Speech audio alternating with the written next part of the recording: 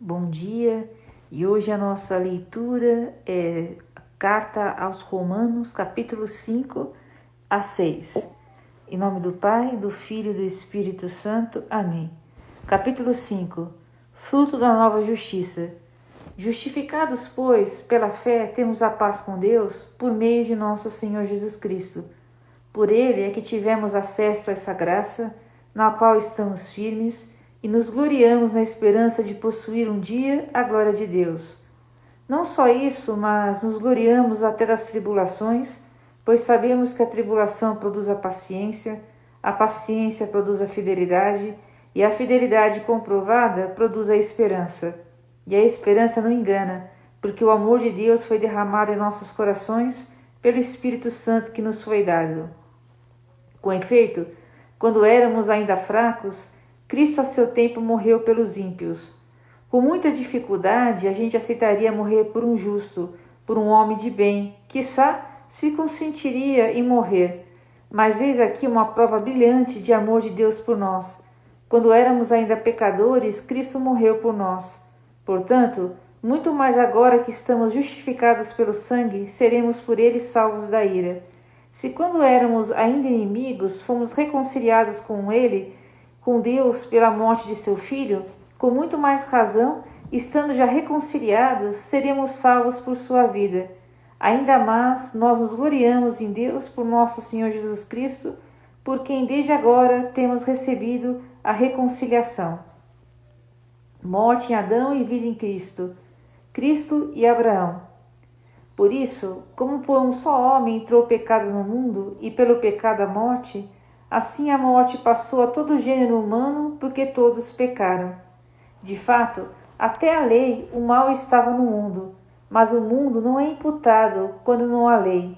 No entanto, desde Adão até Moisés reinou a morte, mesmo sobre aqueles que não pecaram em imitação da transgressão de Adão, o qual é a figura do que haveria de haver.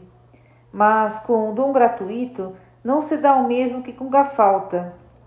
Pois se a falta de um só causou a morte de todos os outros, com muito mais razão, o dom de Deus e o benefício da graça obtida por um só homem, Jesus Cristo, foram concedidos copiosamente a todos. Nem aconteceu com o dom o mesmo que com as consequências do pecado de um só.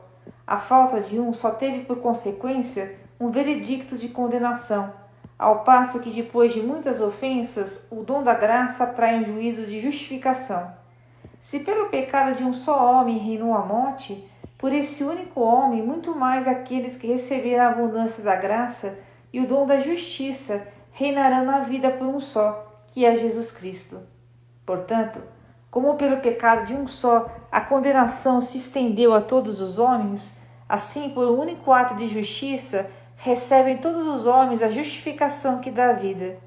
Assim como pela desobediência de um só homem foram todos constituídos pecadores, assim pela obediência de um só todos se tornaram justos.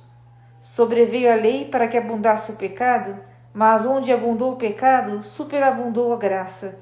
Assim como o pecado reinou para a morte, assim também a graça reinaria pela justiça para a vida eterna, por meio de Jesus Cristo, nosso Senhor.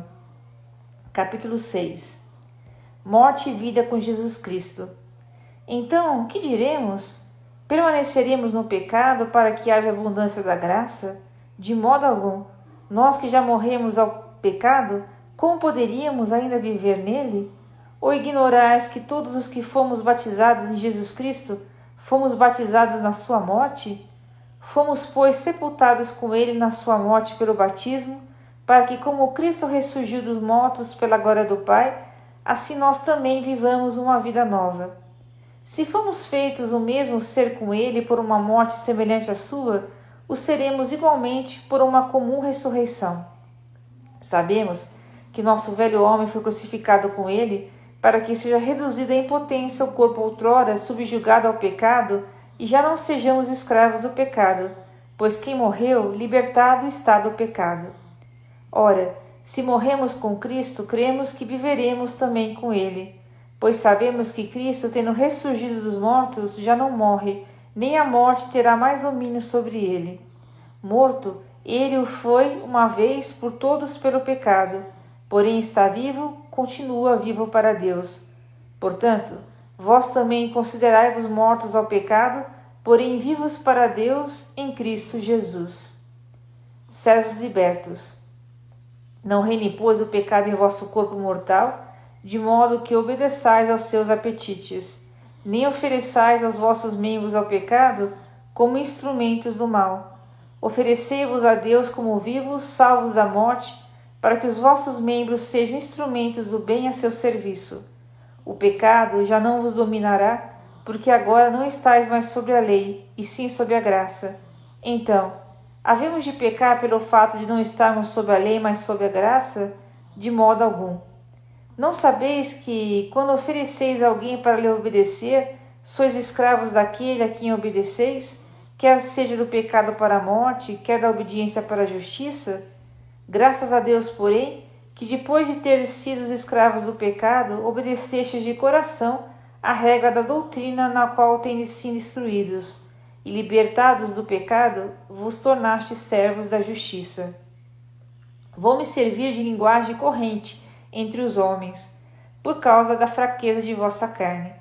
Pois, como pusestes os vossos membros a serviço da impureza e do mal para cometer a iniquidade, assim ponde agora os vossos membros a serviço da justiça para chegar à santidade. Quando éreis escravos do pecado, éreis livres a respeito da justiça. Que frutos produzis, então? Frutos dos quais agora vos envergonhais. O fim deles é a morte. Mas agora, libertados do pecado e feitos servos de Deus, tendes por fruto a santidade, e o termo é a vida eterna. Porque o salário do pecado é a morte, enquanto o dom de Deus é a vida eterna em Cristo Jesus, nosso Senhor. E aqui termina a leitura de hoje. Deus abençoe.